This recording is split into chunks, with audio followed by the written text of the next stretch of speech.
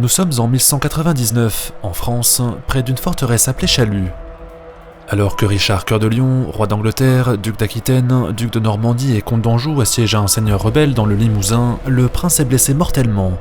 Lors d'un assaut contre les remparts, un garde lui assène un carreau d'arbalète à bout portant. Le tir met fin à ses jours brutalement et change l'histoire de France à tout jamais. En effet, Richard n'avait pas d'héritier mâle et pas d'enfant légitime. Au sein de la maison Plantagenet, absolument rien n'a été prévu pour sa succession.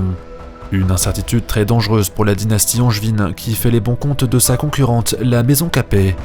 Le roi des Francs, Philippe II, est en embuscade et s'apprête à frapper l'ennemi de toutes ses forces. Ainsi, à l'aube d'un nouveau siècle, deux couronnes s'affrontent encore pour le contrôle de la France. La guerre finit même par menacer les préparatifs pour la 4e croisade, tandis que le pape appelle les Occidentaux à repartir en Terre Sainte. Innocent III est furieux de voir les Français se détourner de leurs devoirs. Il menace clairement Philippe Auguste d'excommunication si le Capétien continue à privilégier son royaume plutôt que celui du ciel.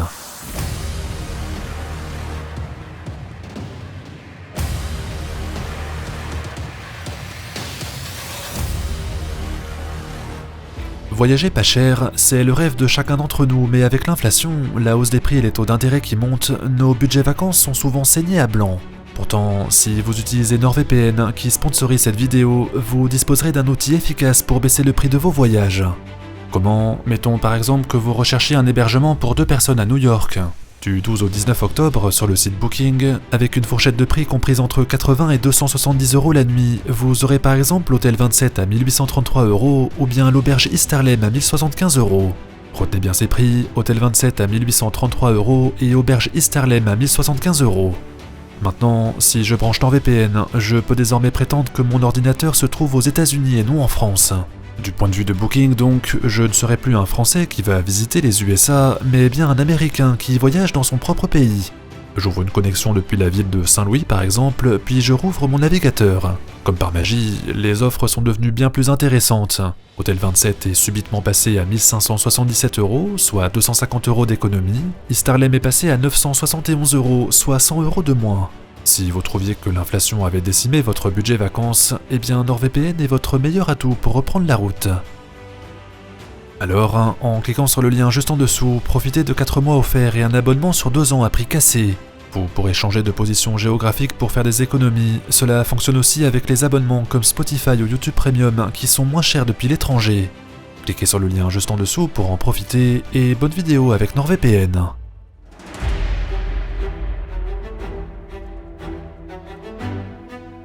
Après la mort de Richard Cœur de Lion en 1199, la succession au sein de l'Empire angevin est disputée par 2 candidats.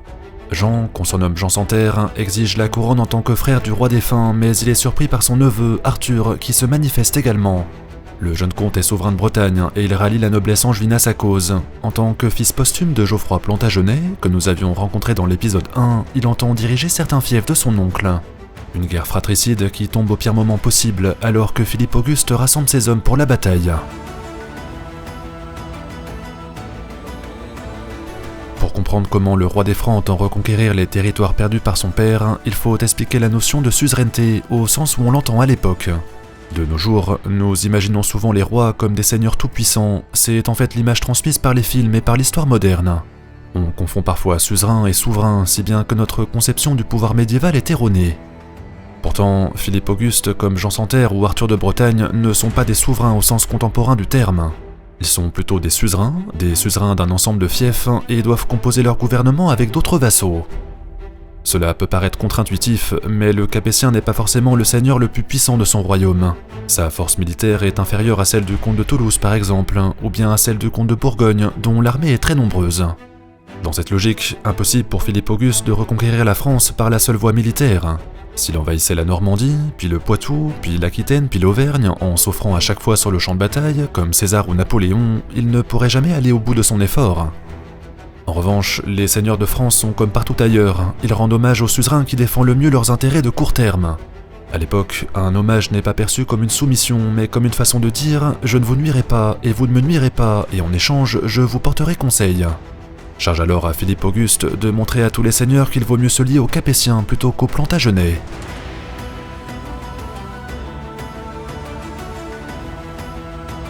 Première façon de discréditer les Angevins, les pousser à la guerre civile, ce qui dans le cas présent n'est pas trop difficile.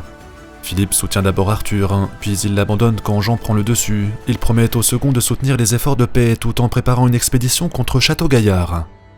Il sait que la noblesse de l'Empire plantagenet se fatigue des conflits d'héritage. Entre les croisades, le paiement de la rançon des rois, les taxes très lourdes pour financer les expéditions vers l'Orient, plus personne n'a l'énergie ni l'argent pour soutenir les princes angevins. Or, à côté de cette lassitude, le Capétien vante aussi ses mérites en tant que suzerain à la fois juste et légitime. Dans un testament écrit en 1190, Philippe Auguste écrit que sa couronne est garante de la stabilité, de la justice féodale et de l'utilité publique. Il entend protéger la paix et le bon fonctionnement des institutions, là où ses rivaux plantagenets condamneraient le pays à un conflit perpétuel. En effet, les contradictions de l'Empire angevin poussent de plus en plus de nobles à regarder ailleurs. Pierre de Meulan par exemple, mais aussi Richard de Vernon ou encore Hugues de Gournay, tous ces seigneurs normands frontaliers changent de camp par crainte d'être du mauvais côté une fois la guerre terminée. Philippe Auguste l'a parfaitement compris, pour ravir des territoires aux Plantagenets, il doit surtout s'imposer symboliquement. C'est pour cette raison qu'il ne veut plus être le roi des Francs, un seigneur parmi tant d'autres, et qu'il veut devenir le roi de France. Derrière ce changement de titre, il y a l'idée que la France, définie par les frontières du traité de Verdun de 843, ne pourrait composer son destin qu'avec un Capétien à sa tête. Ainsi, la mort de Richard ouvre une nouvelle étape dans la vie de Philippe Auguste. Le roi est persuadé qu'une destinée lui est toute tracée, il veut changer son vieux titre de Rex Francorum, roi des Francs, en Rex Franciae, roi de France. Cela signifie également que les autres princes français, comme Richard Cœur de Lion ou Jean sans Terre, ne pouvaient pas ou ne peuvent pas être suzerains sur ces terres. Il n'y aurait qu'un seul Rex, le glorieux descendant de Hugues Capet, et si jamais les Plantagenets veulent régner sur un fief français, alors ils devront rendre hommage aux Capétiens. En haut de la pyramide, Philippe Auguste insiste sur le fait qu'il ne peut y avoir que lui-même ou bien son fils et son petit-fils après lui. Il attend donc que l'Empire angevin se fracture de lui-même quand tout à coup il est interrompu par deux événements. Un nouvel appel à la croisade et des problèmes avec ses propres vassaux l'empêchent de maintenir une pression constante sur son ennemi juré.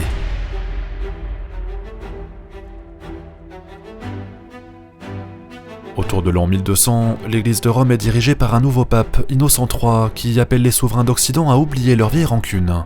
Son objectif est de mettre sur pied une 4e croisade pour venir au secours des Latins d'Orient. Il appelle les chevaliers d'Europe à récupérer Jérusalem une bonne fois pour toutes. Saladin étant mort depuis quelques années, les croisés voudraient s'emparer de l'Égypte afin de frapper ses héritiers en plein cœur de leur empire. Comme d'habitude, la France se prend de passion pour l'expédition qui s'annonce. Lors du tournoi d'Écrit, aujourd'hui situé dans les Ardennes, de nombreux chevaliers se réunissent et jurent de prendre la croix. C'est le cas par exemple de Thibaut III, le comte de Champagne. C'est le cas aussi du comte de Blois et du comte de Brienne, des seigneurs très puissants et très influents. Seulement, Innocent III voudrait également la participation de leur roi, Philippe II, qui s'entête à faire la guerre aux Angevins plutôt qu'aux musulmans. Alors, le pape ressort les vieux dossiers de la couronne. Si vous avez regardé l'épisode 3, vous savez que le Capétien a renié sa première épouse, Ingeburge, et que celle-ci est toujours enfermée dans un couvent. Après s'être marié avec elle, son époux l'avait finalement écartée pour Agnès de Méranie, une chose absolument immorale au Moyen-Âge. Bingo pour Innocent III qui cherchait justement un moyen de pression sur la couronne, puisqu'elle désobéit aux lois chrétiennes, ses sujets ne pourront plus prier, ni ne pourront se marier, ni ne pourront enterrer leurs morts. Toutes les processions religieuses deviennent proscrites en France, c'est l'interdit qui est jeté sur le royaume de Philippe Auguste.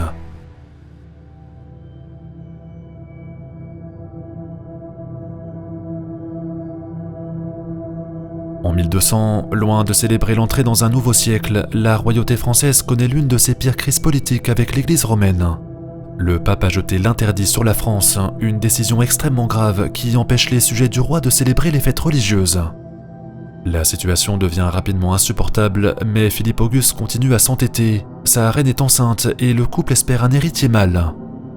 Il n'y a pour l'instant que Louis le Lion qui peut hériter de la couronne et Agnès de Méranie est peut-être sur le point de lui donner un frère. Malheureusement, les déboires de Philippe Auguste abîment son image auprès de ses vassaux qui en profitent pour contester son autorité. C'est le cas par exemple du comte de Flandre qui veut récupérer l'Artois perdu par son prédécesseur. Dans l'épisode 1, nous avions dit que le Capétien avait cassé l'ascension flamande et depuis, la famille dirigeante ne rêve que de vengeance. Baudouin VI lui déclare même la guerre et remporte une bataille importante contre son suzerain. Ce dernier est forcé de remettre à son vassal des places fortes stratégiques, un signe que son règne est en perte de vitesse. Entre 1201 et 1202, le prince de Paris est pris au piège d'une crise avec la maison flamande et avec l'église de Rome. En plus, s'il a aidé Arthur de Bretagne contre son oncle, c'est finalement Jean Santerre qui remporte la partie. La situation dans l'Empire plantagenet se stabilise quand celle du royaume de France montre des signes inquiétants. Pire, le pape enfonce le clou en prononçant l'excommunication de Philippe Auguste. Il exige que le roi reprenne Inchburge auprès de lui, mais ce dernier temporise jusqu'à l'accouchement de sa deuxième épouse. Puis, alors que le Capétien semblait en mauvaise posture, le hasard des événements retourne subitement la situation. D'abord, le comte de Flandre prend la croix et se rend à Venise avec toute son armée. Il s'apprête à prendre la mer vers l'Égypte, ce qui débarrasse le roi d'une menace immédiate. Ensuite, Agnès de Méranie finit par accoucher. Elle donne naissance à un garçon, Philippe Urepel, ce qui est perçu comme un véritable miracle. La reine meurt également des suites de l'événement, ce qui annule automatiquement le deuxième mariage du Capétien et qui laisse entrevoir une sortie de crise. Le roi promet que si Rome reconnaît le nouveau-né comme un prince légitime, alors il reconnaîtra Inchburge comme reine de France. Celle-ci restera dans son couvent car Philippe Auguste ne veut pas la voir, mais il lui rendra visite régulièrement. Un compromis finalement accepté par l'Église qui de toute façon regarde désormais ailleurs. Innocent III a obtenu ce qu'il voulait, la participation des chevaliers français à la 4e croisade, et c'est pour lui le plus important. Emmenés par des chevaliers de renom comme Baudouin VI de Flandre, les croisés prennent la mer et l'expédition commence enfin. Le pape lève donc l'interdit sur le royaume de France, il annule également l'excommunication de Philippe Auguste, ce dernier s'en sort donc très bien avec en prime un deuxième héritier et le départ de son plus dangereux vassal vers l'Orient. Il a échappé belle et a frôlé la catastrophe, mais au bout du compte, sa ténacité et son acharnement sont récompensés par le destin.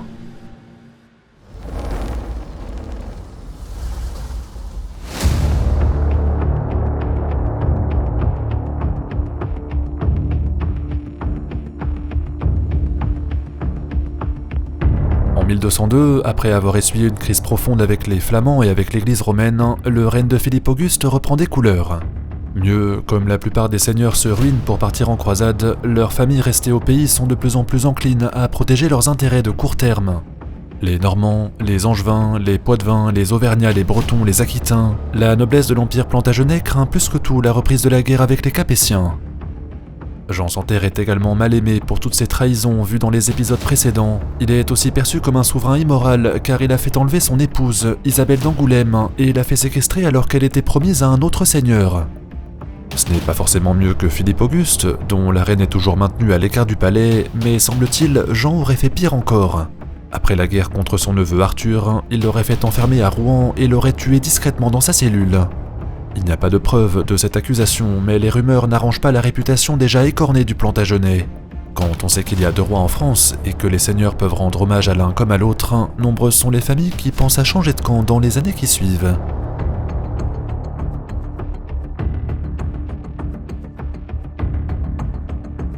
En 1203, alors que la 4e croisade a déjà commencé, Philippe Auguste exige que le roi d'Angleterre vienne à Paris lui rendre hommage. Après tout, Jean Santerre est vassal du roi de France pour toutes ses possessions françaises. L'ennui, c'est que l'Angevin lui répond « Dieu est mon droit », la vieille maxime de Richard Cœur de Lion qui signifie que son pouvoir descend directement du ciel. Calculateur, Philippe, qui sait que Jean est peu apprécié par sa noblesse, invoque son droit de commise. Puisque ce dernier a refusé de lui rendre hommage, eh bien il lui confisque toutes ses terres situées en France. La Normandie, l'Anjou, l'Aquitaine, la Bretagne, l'Auvergne, ces fiefs autrefois vassaux de Paris doivent revenir à leur suzerain légitime car le roi d'Angleterre n'a pas respecté la loi. Il espère ainsi lui forcer la main en prenant d'assaut Château Gaillard, le chef-d'œuvre d'architecture défensive médiévale qui fait la fierté des Plantagenets. C'était Richard qui lui avait donné son surnom. Après quelques années de travaux seulement, il avait été si impressionné par l'ouvrage qu'il le considéra comme sa fille.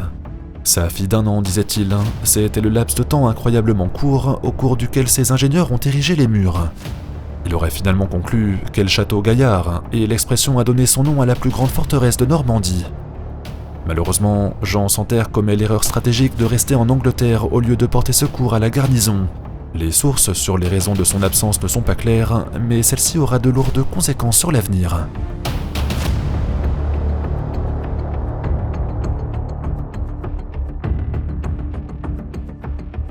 À la fin du mois d'octobre 1203, l'hoste royal arrive en vue de la plus grande forteresse de son temps. L'ouvrage est construit juste devant la Seine, sur une colline d'environ 100 mètres de haut. Elle dispose d'une triple enceinte avec un châtelet sur l'avant et 2 murailles à l'arrière. Chaque ligne défensive est ensuite renforcée par des tours, qu'on appelle donjons, ainsi que par des fossés creusés en amont des murs. Ici, c'est toute l'expérience des ingénieurs occidentaux qui s'exprime. Si l'assaillant s'empare du Châtelet, les défenseurs peuvent passer en sécurité dans la basse-cour. Puis, si cette deuxième enceinte est capturée, il existe un passage vers la citadelle. Un grand donjon appelé la Tour Maîtresse offre même un ultime refuge aux survivants. Bien sûr, les concepteurs savent que la résistance du château dépend moins de la hauteur de ses murailles que de son approvisionnement en vivres. Si jamais l'ennemi bloque les routes, il est possible d'acheminer de la nourriture par la Seine.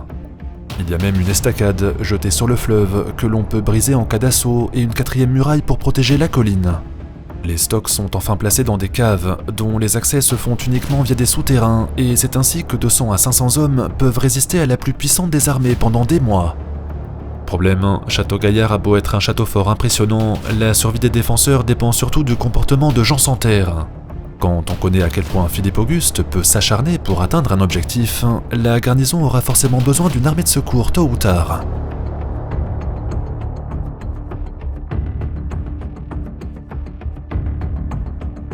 Profitant de l'absence incompréhensible de son rival, Philippe Auguste décide de frapper Château-Gaillard sur son point faible, l'approvisionnement en vivres.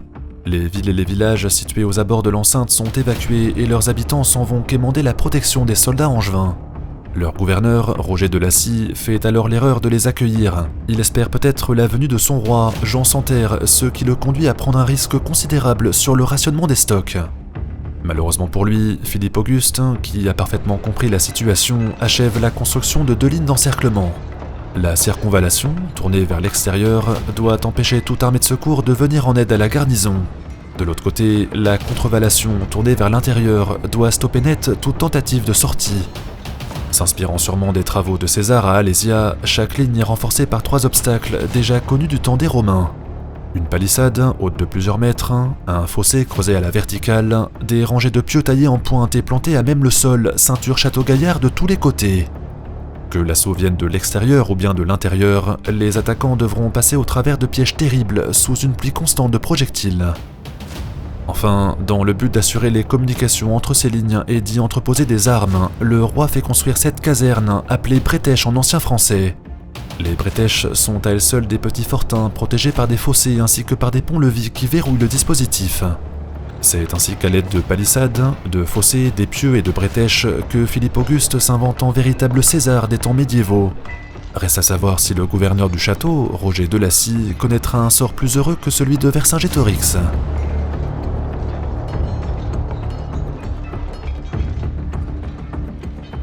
À l'approche de l'hiver, la garnison commence désormais à ressentir de la pression sur les vivres. Jean sans Terre ne bronche toujours pas et il n'a envoyé comme soutien qu'une simple lettre d'encouragement. La circonvallation des Français empêche aussi l'afflux de renforts et de vivres, si bien que Château-Gaillard est coupé du monde. Les habitants sont alors exclus, ils sont chassés en dehors des murs et demandent un sauf-conduit à Philippe Auguste. Ce dernier cependant refuse catégoriquement de les laisser sortir, de peur qu'il ne donne des renseignements à son ennemi. Des milliers d'hommes, de femmes et d'enfants errent ainsi entre les murailles et la contrevallation. Ils ont tellement faim qu'ils se mettent à manger l'herbe comme des animaux, un sort que les civils d'Alésia avaient également connu 20 siècles plus tôt. Ils finissent par mourir de famine et seuls quelques chanceux obtiennent la miséricorde du roi. Ensuite, une fois que la garnison est affaiblie par la faim, le Capétien passe à l'attaque. Ces hommes se ruent d'abord sur le Châtelet, ils tentent de combler le fossé avec du bois puis montent à l'assaut des murs à l'aide d'échelles. Derrière eux, une tour de siège est construite en soutien tandis que des mangoneaux tirent à bout portant sur les défenseurs. Les soldats doivent prendre le meilleur tout en se protégeant des pluies de flèches. Si les Capétiens ont posté leurs archers derrière des mantelets, des petites palissades qui les protègent des projectiles ennemis, les Plantagenets leur tirent dessus depuis les beffrois situés en haut des tours. L'attaque est donc périlleuse et très coûteuse en hommes, mais Philippe Auguste insiste pour continuer l'assaut. Pendant que les défenseurs sont occupés à repousser les assaillants, les sapeurs du roi de France s'avancent prudemment vers la muraille.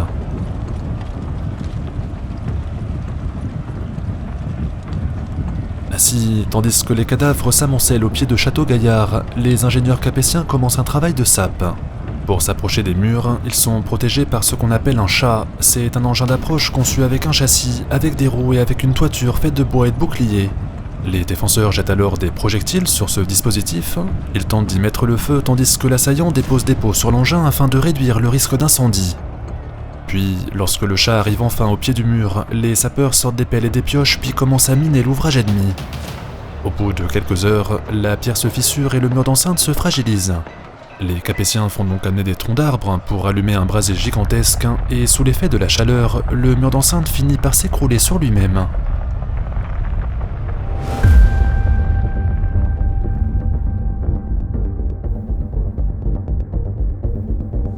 Une fois que la muraille du Châtelet s'est effondrée, les soldats français se ruent à l'intérieur de l'enceinte.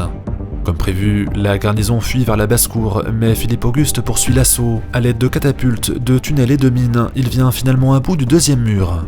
Au bout de 6 à 8 mois de siège, le blason à la fleur de lys flotte fièrement sur Château-Gaillard. Alors, dans l'autre camp, c'est la honte qui s'abat sur Jean sans terre. Pendant tout ce temps, il n'a même pas pris la peine d'envoyer des renforts et les travaux césariens autour de la forteresse ne sont pas une excuse. Entre son manque de soutien, sa mauvaise réputation, ses problèmes avec Isabelle d'Angoulême, avec de l'autre côté un Capétien qui est en pleine expansion, la noblesse de Normandie fait rapidement le calcul. Pour les grandes familles de Rouen, de Caen, de Bayeux, de Falaise et des campagnes tout autour, mieux vaut rendre hommage à Philippe Auguste plutôt que de se battre pour un suzerain qui n'en vaut pas la peine. C'est ainsi qu'en 1204, le roi de France conquiert le duché de Normandie en une seule campagne. Le simple fait d'envoyer des chevaliers demander la reddition des forteresses suffit à obtenir l'hommage de la plupart des seigneurs.